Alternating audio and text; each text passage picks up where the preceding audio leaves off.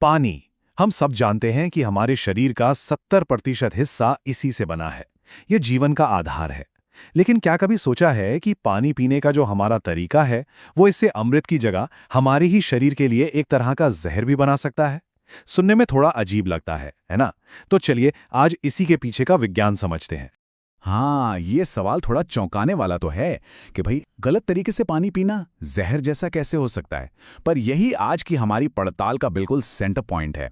और इस बात को ना हम एक कहानी से समझते हैं, दो किरदारों की कहानी, जिससे ये एकदम साफ हो जाएगा कि पानी पीने के सही और गलत तरीके में आखिर कितना बड़ा फर्क है। तो हमारी कहानी के जो पहले किरदार हैं, उनका नाम है सेठ करोड़मल। अब सेठ जी एक ऐसे इंसान हैं जिनकी आदतें शायद हम में से बहुत से लोगों की आदतों से मेल खाती हैं। उनका क्या मानना है? अरे पानी ही तो पीना है, पी लो, कैसे भी पियो, क्या फर्क पड़ता है। जरा सेठ जी की आदतों पर गौर कीजिए।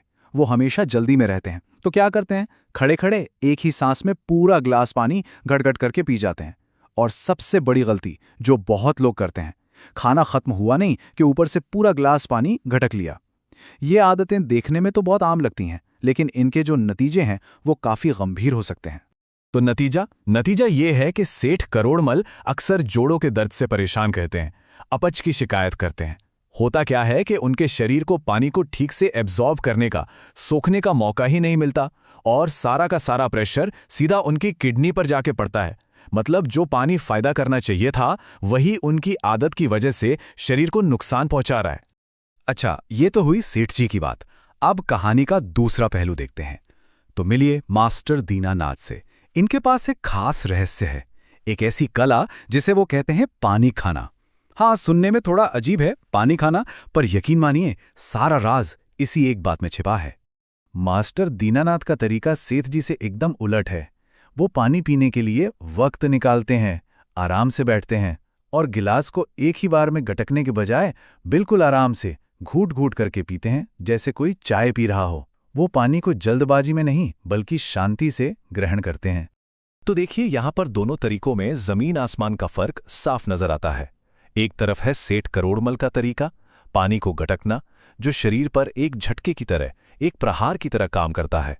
और दूसरी तरफ है मास्टर दीनानाथ का तरीका, घूंट घूंट कर पीना, जो शरीर का पोषण करता है।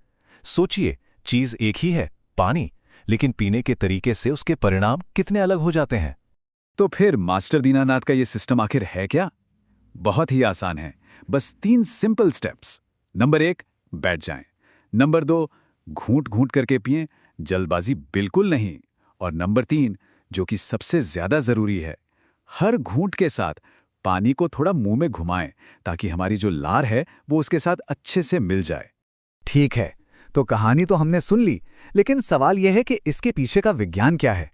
क्या ये सिर्फ कोई कही सुनी बात है? नहीं, मास्टर दीनानाथ का जो तरीका है वो सिर्फ एक पुरानी परंपरा नहीं है, बल्कि इसके पीछे ठोस वैज्ञानिक कारण है। तो चलिए अब समझते हैं कि ये हाइड्रेशन मैकेनिक्स आखिर काम कैसे करता है। तो ये हाइड्रेशन मैकेनिक्स है क्या?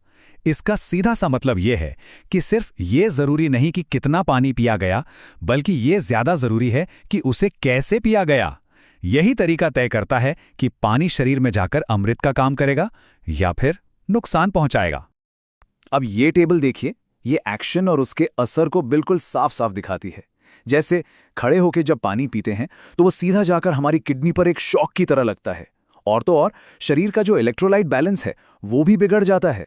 वहीं जब बैठकर आराम से पीते हैं तो पानी पूरे शरीर में सही से डिस्ट्रीब्यूट होता है और हमारे अंगों की सुरक्षा होती है। और हाँ, सबसे जरूरी बात, खाने के तुरंत बाद पानी पीना, ये हमारी जठराग्नि, मतलब जो पेट में खाना पचाने वाली आग है, उसे बुझा देता है। और नतीजा, खाना पचता नहीं बल्कि पेट में पड़े पड़े सड़ने लगता है। और वो जो लार मिलाने वाली बात थी ना, उसका साइंस भी समझ लीजिए। हमारे मुंह की जो लार होती है वो एल्कलाइन यानी क्षारीय होती है, और जब हम घूंट घूंट करके पानी पीते हैं तो ये लार पानी के साथ मिलकर पेट में जाती है, और पेट में जो एसिड होता है ये उसे जाकर बैलेंस करती है। मतलब ये एक तरह से एक नेचुरल एंटासिड का काम करती है, जिससे अपच और एसिडिटी जैसी परेशानियां होती ही नहीं हैं। तो इस सारी बातचीत से, इस पूरी कहानी और विज्ञान से हमें सबसे बड़ा सबक क्या मिलता है? मतलब अगर सिर्फ एक नियम याद रखना हो, एक गोल्डन रूल, तो वो क्या होगा? ये है वो सबसे जरूरी नियम, खाना खाने के कम से कम 1 घंटे बाद ही पानी पिएं। अपनी पाचन अग्नि को, अपनी जठराग्नि को उसका काम करने का पूरा मौका दें। खाने के तुरंत बाद पानी पीकर उसे बुझाइए मत। बस एक छोटा सा बदलाव सेहत में एक बहुत बड़ा पॉजिटिव अंतर ला सकता है। तो आखिर में एक सवाल ये उठता है कि पानी पीना तो सिर्फ एक उदाहरण था। हमारा शरीर हमें लगातार ऐसी न जाने कितने छोटे छोटे गुप्त संकेत देता रहता है। सवाल बस इतना है कि क्या हम उन संकेतों को सुनने के लिए, उन्हें समझने के लिए तैयार हैं? और ऐसी कौन सी छोटी छोटी आदतें हैं जिन्हें बदलकर हम अपनी सेहत में बड़े बड़े सुधार ला सकते हैं? सोचिएगा ज़रूर।